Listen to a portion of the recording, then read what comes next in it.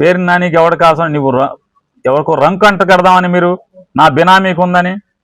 అరే బినామీ ఉంటే చట్టాలు ఉన్నాయి, ఆస్తి రికవర్ చేసుకో, రెవెన్యూ రికవరీ యాక్ట్ కింద లేదా బినామీ యాక్ట్ కింద కలేజా లేదా, సత్తా లేదా మీ గవర్నమెంట్కి అని అడుగుతున్నాను. నా బినామీలు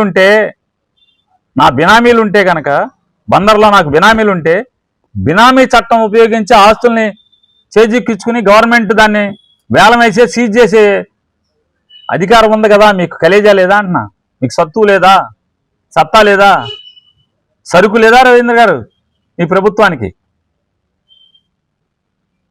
నోరుంది కదా అని ఎవడు బినామీ ఎవడు?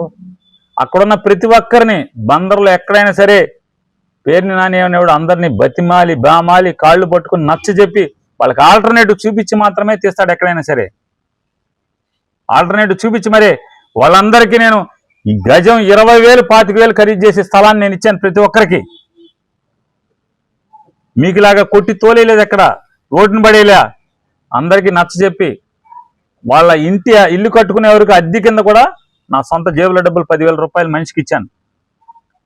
అందరికీ పట్టా ఇచ్చాను చిలకలపూడిలోనే, వాళ్ళ ఇళ్ళ పక్కనే.